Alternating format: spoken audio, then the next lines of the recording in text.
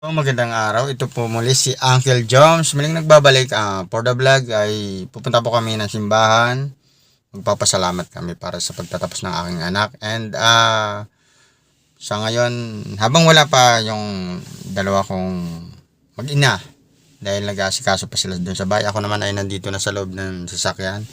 And siya nga pala, shoutout nga pala kay Ate Daisy. Salamat at kahit na matagal tayong hindi nagkausap, ay hinanap mo pa rin ako. Hinanap niyo po ako sa Facebook and alam niyo naman na matagal tayong naging magkaibigan sa larangan ng YouTube channel. And maraming salamat at hindi kayo tumigil na pagsuporta sa akin. Ngayon, okay na naman tayo. Ate Daisy Slava. Yan. And kay Pading Aron, maraming salamat sa pagmo-motivate at napakabuti mong bilang isang ninong ng aking anak. Nakaka-proud dahil lagi ka napaka-solid ng yung suporta at lagi tayong nag-uusap. And sa mga kamag-anak dyan sa Bunot, mga Bunaobra family, maraming salamat sa mga patuloy na pag-support. Yung iba nakikita ko talaga nandyan, nagsisin. And sa San Carlos and Devin Scout, shoutout sa'yo. Napakasipag mo mag-vlog. At habang wala pa yung aking mag-ina, yun, nagsalita muna tayo rito para may kabuluhan naman yung aking paghihinta.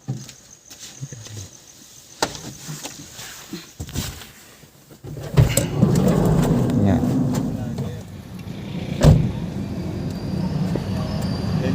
Ito to. Yan. Ito. Diba?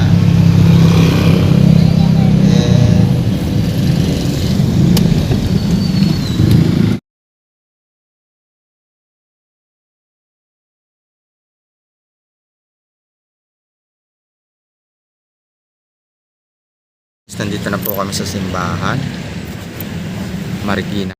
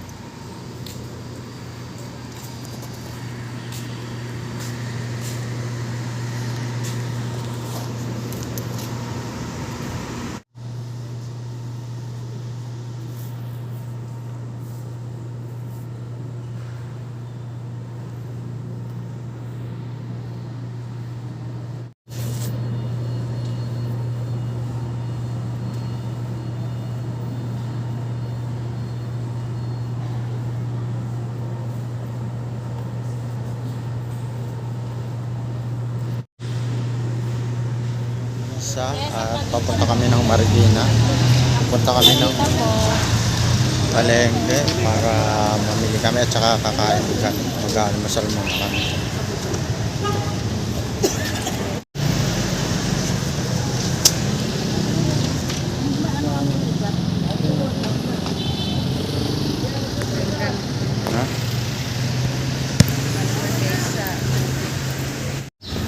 Hindi, may kotse. Lapit ka dito.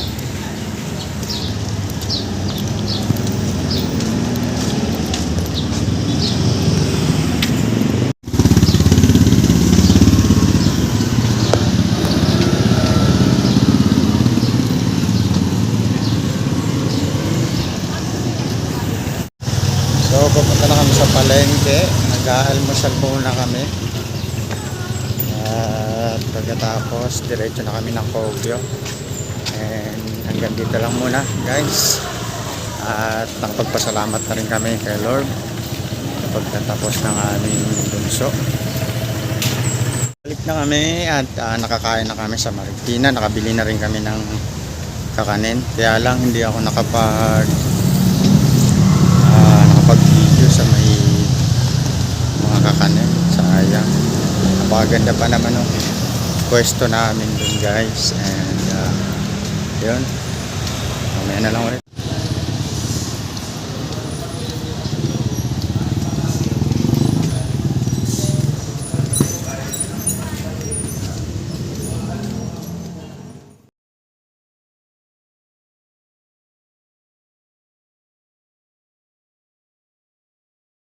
Uwi na kami. Nakabalik na kami dito sa simbahan, sa may parking area. At ito na nga guys, pauwi na kami. And pupunta na kami ng Kogyo at doon naman kami destino.